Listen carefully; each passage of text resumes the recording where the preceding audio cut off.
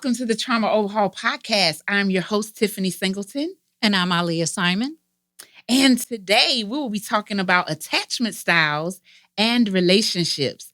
And we have a very special guest joining us today for this discussion. Her name is Miss Angie Harmon-Woods, and she comes by way, she has a background in psychology. She is a relationship expert. She is a licensed marriage and family therapist, and she's an ordained elder. What a great package. But she'll be here to discuss that with us. We'll let her say hello to you. Hello, everyone, and welcome to the show. So we're going to start off talking about how attachment styles impact relationships.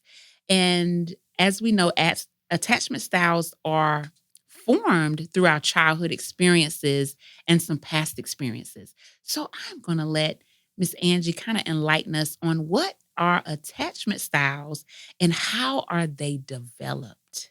Okay. It's just like Tiffany said, they are developed through childhood, our experiences, things that have happened to us in the past. And depending on our relationships with our parents, with our caregivers, the way we're coming up or the way our upbringing took place, it will determine how we're going to, how it will impact us later.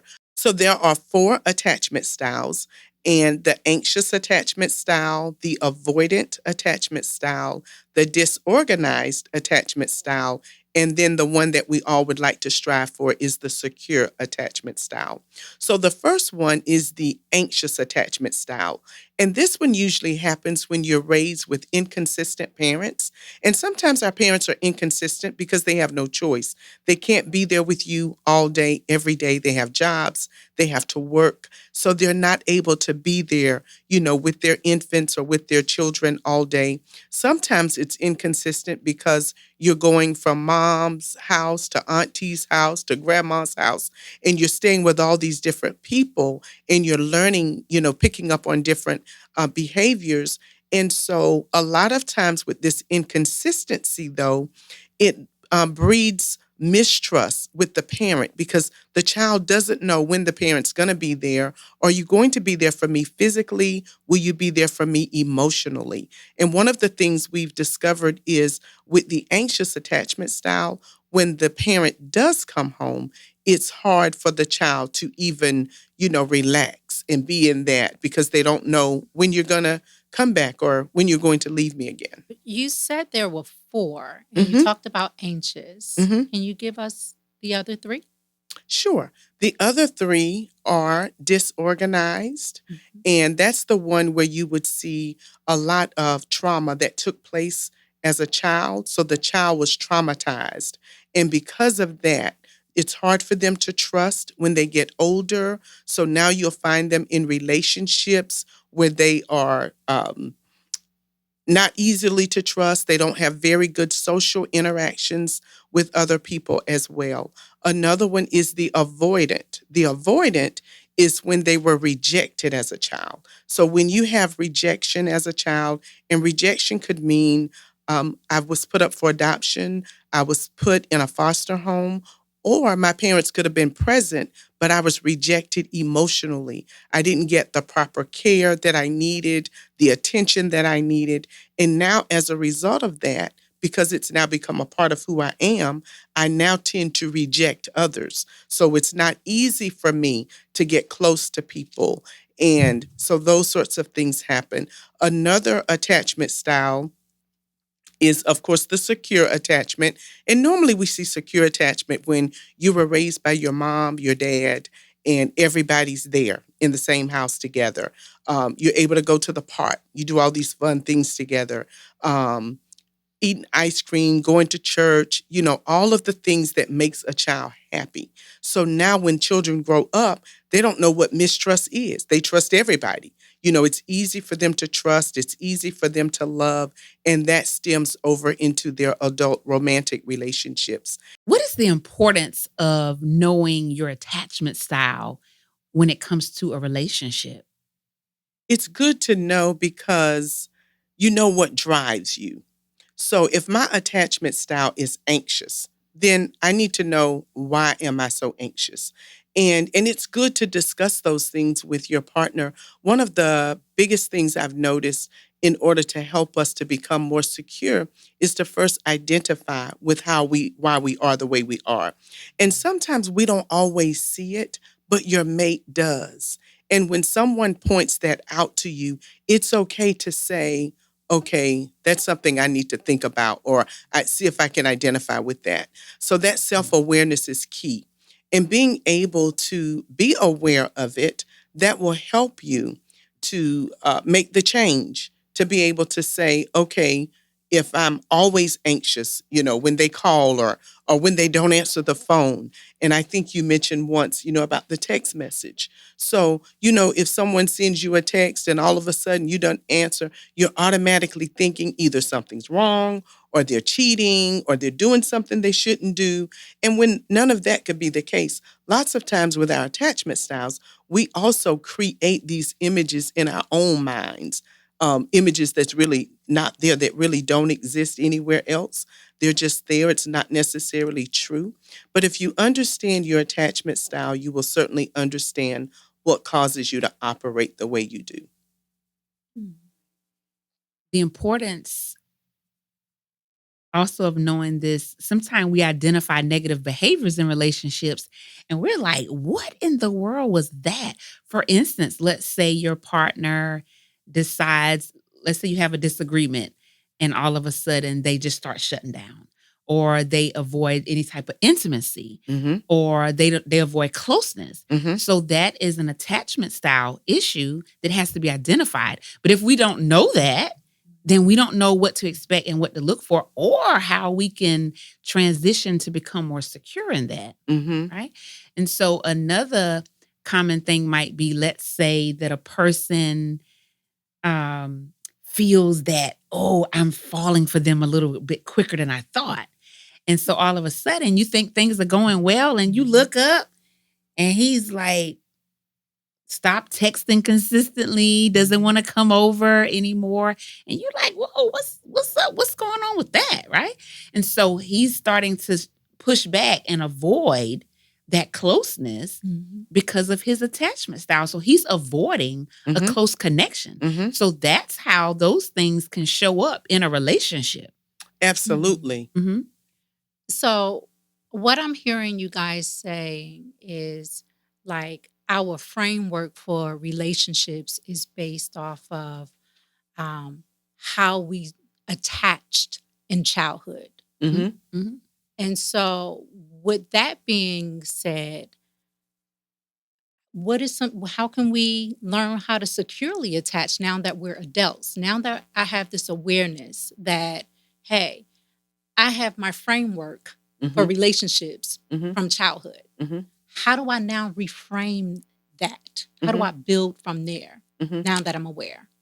Right. So one of the biggest ways to build from there is identifying when someone points out to you, okay, you're acting this way. There is a trigger. And usually when there's a trigger, when something just caused your fuse to go off. And when that happens, it's good to stop in your tracks. And one of the things we do as therapists is ask our clients to journal. What just took place when you felt that? And that trigger is what's going to help you determine, okay, did I just feel a particular way? I'll use this example. Let's just say you're about to have an intimate time with your spouse, and all of a sudden you're asleep and they just touch you on your shoulder and you jump and you're startled. And they're thinking, did I hurt you? What just happened? Well, it's not anything they did. It's all because of a trigger. And now it took you back to a place. And now you're reliving that moment. So where you're looking at your partner with your physical eyes, your mind's eye is back to that situation that happened. And that's when the two of you should get together right then and start visiting those moments and say, you know what? There's a problem here. We need help, and find out where that help is, and go and seek after it. And that's going to help alter, because usually a lot of people that even could be born with, or not born with, but grow up with that secure attachment style, trauma can alter that attachment style. So whereas I was secure, I trusted people. Now so many things has happened in my life. I've lost friendships. I've lost, a boyfriend, girlfriend, and now all of a sudden, I feel I'm no longer secure. I feel like it's hard to trust. So that's one of the things too that's an issue. Mm. What if you have two people with insecure attachment styles? One is avoidant, the other one is anxious. What happens there? You got a recipe for therapy. You both definitely need to go. And the reason why, it's going to cause so much tension in the home. And I cannot stress enough how important it is to go and just seek someone for help, because therapy is not a bad thing. And it's almost like sitting with someone who can actually navigate. Like, okay, we've been in this driver's seat long enough. Can somebody help us? Just not take over the car, but at least navigate to get us on the right road, because we love each other and we want this thing to work.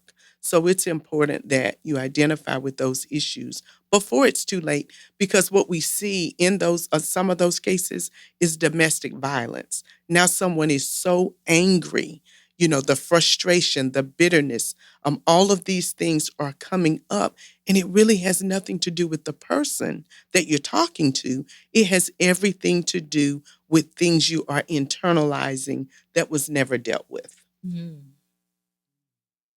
Unprocessed is what that sounds like. Mm-hmm. So, do you think it's good to be proactive instead of reactive? Right? 100%. Okay. And I even have clients now, it's like, we don't have any issues, but we just want to come to keep us on the right road. And one of the things I do with premarital counseling is make sure we visit those things. We do a genogram. And we go down the road, and it's like, okay, That's how did good. mama handle Ooh, that's conflict? good. I love love that. this. Yes. How That's did good. daddy I do perked up. conflict? Yes. Yes. Wait a minute. Yes. Okay. How did daddy handle conflict? Who was one that would run away from, issues, or did they face them head on? Because one session I was having the other day, and the guy had an aha moment. It was like, wait a minute. Grandma did this. Daddy did this. He went back home and talked to these people and Ooh. brought it into the session and was able to say, this is where this all came from. That's good. That is so And good. that's really not the is. answer. Yeah. But it's good. The self-awareness was just, it was like, wow. All right, we're gonna take a quick second and we're gonna pause. Now, let me ask you, I love all of you guys. How many of you have taken the time to hit that little small subscribe button or the follow button on the channel? Please take a minute and do so that you never miss an episode and you stay connected with us. Thank you. Now back to the show. To trace it back generational. It's important. Oh my goodness. And there's this thing called intergenerational trauma. Yes. Mhm. And that can happen from, being raised, adults, our ancestors who were raised in slavery, and now we're telling stories. I know someone who was told a story about police officers, and he's just crying and carrying on because the police killed his uncle. And I said, oh my goodness, how old were you? He was not even born, but daddy told the story. Oh, wow. And so now we can tell stories to children that can impact them. And I think that's one of the reasons why they're trying to take African American history out of schools, Wow. because we can be so dramatic with it. People are ready to fight, get guns. I don't agree with that. I agree all history needs to be taught, but I think we need to tell the story in a way that's healthy. And therefore, the children aren't ready to fight and go kill the next, person that they think is a racist. And, we weren't there at the time, so we can't really relate to it. But we do love our ancestors, so we understand. And also looking from that perspective, like you said, being passed down from generation to generation, I know persons that are maybe in their 40s and they said, as a child growing up, no one ever said, I love you. So we go into a relationship and our partner is like, but they never say they love me, right? but that person does not really know what healthy love looks like. Mm-hmm. Mm-hmm. They've never seen it. So now we're trying to navigate Exactly. territory that's been uncharted for us. Right. But so I think those things we need to be transparent about, and we need to do exploratory conversations Absolutely. so that we are aware that our partner has experienced that. That's true. Because we want to assume that we were all raised the same. Mm-hmm. And they can't give what they don't have. Ooh, that's it. So now you're drawing from a well There that's you go. dry. That's they don't it. know what love is. That's it. They don't know what that hug is. Yes. And, you know, some people think it's foreign. Yes. When we even have family members like that, they're like, you know, we've never had all the family getting together for everything. Mhm. You know, me and my dad, we don't like to eat dinner unless everybody's around the table. Right. My husband's like, if y'all hungry, just eat, you know. Mhm. But we want everybody there. That's just that family tradition. Mhm. Mm. Wow. That's good. Because I tell you, what do you say about people that can kind of see themselves in a little bit of all of the insecure attachments? Like, I can see a little avoidant and anxious. I can see a little disorganized because, you know, my framework was this, but then this trauma happened and now it's kind of this. And it depends on what relationship it is. It shows up differently in those different relationships. Like, is that more disorganized, or is it possible that someone can actually be a little bit of all three? I think we can be a little bit of all three of anything. You know, even when you look at love languages, you know, you can have a little bit of gifts. That could be your love language. You could have physical touch or quality time. You could have a little bit of everything, but there's always a dominant with any of it. And the same goes for attachment styles. I use the love language, yes, because that's the love language, yes. But I also look at it as a way to determine some things that might be wounds for me. How I want or most feel loved, where does that come from? Mm-hmm. So, like with the anxious attachment, Mm-hmm. the fear of abandonment, and all that kind of stuff, Mm-hmm. that goes back to, you know, oh, I want to feel like somebody is, you know, always present with me. I don't want anybody to ever, I want you to be right here next to my side. If I don't feel you next to me, then I feel like a sense of abandonment. Whenever you're taking too long to call me back or text me back, all of a sudden those feelings come rushing in. And that might not have been my story in the beginning. I might have started with that secure, but then after that traumatic event, here we go. Now I'm feeling anxious all the time in relationships. And what you can do in that case is sit down with your partner. There needs to be a conversation. And it's okay to say, use your I statements. I feel very anxious when, and write out that when. What is that when? I feel anxious when you don't call me. And this is why I feel that way. In the past, da da da da da, you know, whatever happened, and bring that up and allow them to see. Because what you're doing is painting the picture. And pictures have a way of getting in our hearts. And now they're able to really identify with why you feel that way. And oh, wow. You know, I remember when my husband, and we shared this the other night at our event, when he decided, you know, he wanted to leave one time and just go to the gym. That's what it was. He wanted to go to the gym, and I just had Michael. Michael was premature. And I'm like, you're just going to like walk out the door? You know, like, what if something happens? We need to know where you're going. Because at the time, I didn't know he was going to the gym. And his thing was always, you trust me, don't you? And it's not a matter of trust. So I had to paint the picture. This is a premature baby. We're in a state in Kansas. We don't know anybody. Even Dorothy left. Dorothy and Toto. And so here we are in this state, you know, with these military people that we don't know. You're all we have. So at least, you know, we have to communicate. And he just didn't look at it that way. It wasn't that he was trying to do anything he didn't have any business. He just didn't see it that way. But I think it's so important to communicate and paint the picture so they're able to see it the way you see it, at least similar enough where now we can help solve this problem. Mm, that's good. So let's say that um, you have the secure attachment style and your partner or mate has the anxious. What can you do as the partner to support their healing as Mhm. they try to transition to become more secure? hmm Definitely be accountable. So if you know they're anxious, make sure your phone is charged. Make sure you do that contact. And it's okay to be on the phone with them, while you're going to the store. Hey, hon, is there anything you want? And it's not like control, it's just accountability. And it's a way to help them with that until they can get back to that point. And usually the trust came for a reason. So we need to identify what caused us not to trust you. Because Mm. if I don't trust you because you did go out and stay out all night, then you need to be on the phone with me. As a matter of fact, I need to ride with you to the store. Mhm. But whatever it takes to get it back, if you want this relationship to work.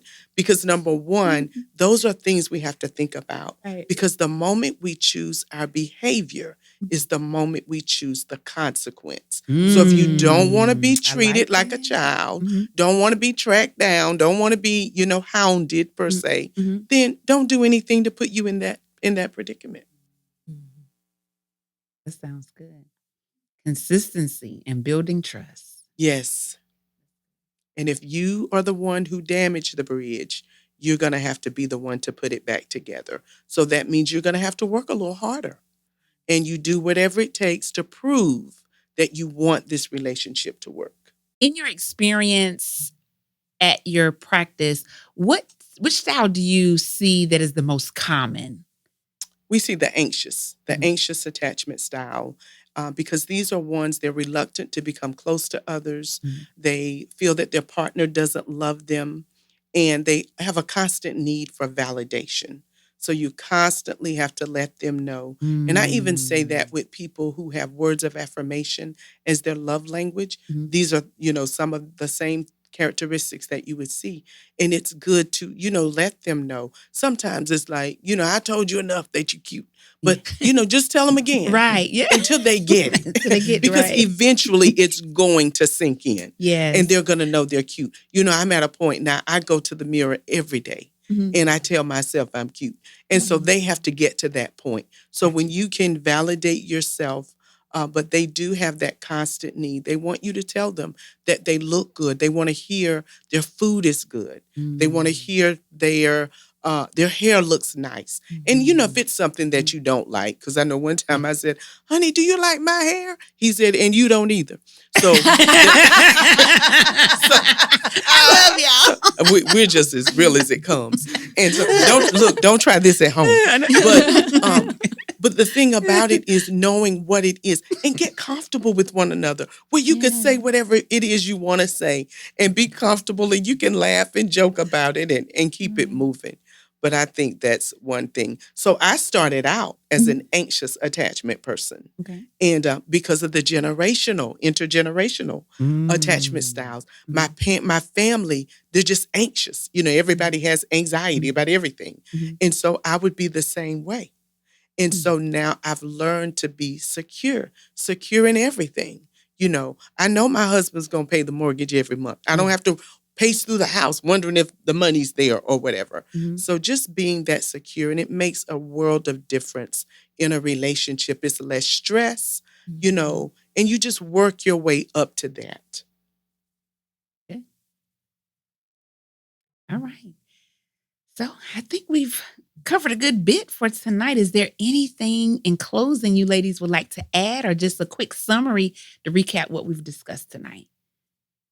Anything, Well, anything you want to leave the audience with? um, no, not at this time. Miss Angie, you did great.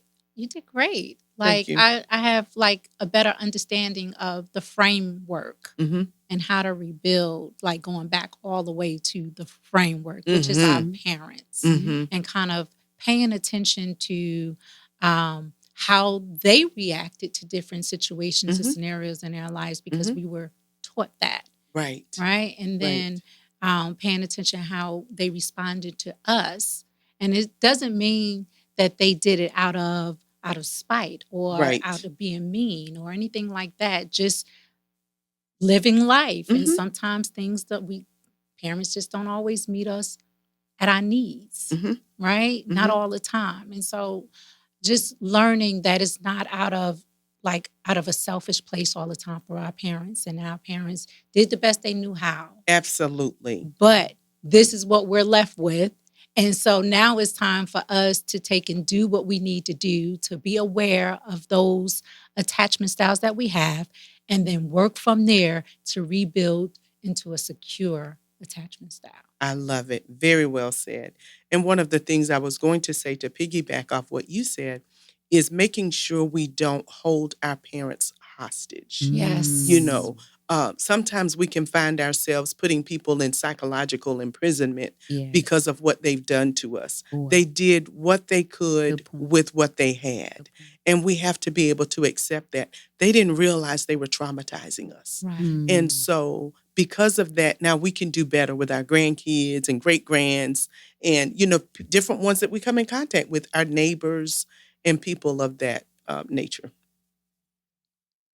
So if someone is sitting at home right now and they said, I want to determine my attachment style tonight, what can they do? Is there any quizzes online or any assessments? How can they determine that? There is a quiz online. I don't have the website handy, but they could definitely reach out to me and I can send that to them. And how, if anybody wants to connect with you, how would they reach you? They could go to my website at empoweringlives.net. My brand is Empowering Lives. So anything I do is to empower your life. So empoweringlives.net, there's tons of information out there as far as how to reach me. Okay. Well, this has been a great conversation. Thank you for your wealth of knowledge and insight. And we look forward to having you back on the show. Thank you. And I look forward to coming back. Thank you. Thank you. See you soon. All righty. And thank you to our wonderful audience and listeners for always tuning in. Stay tuned for the next episode.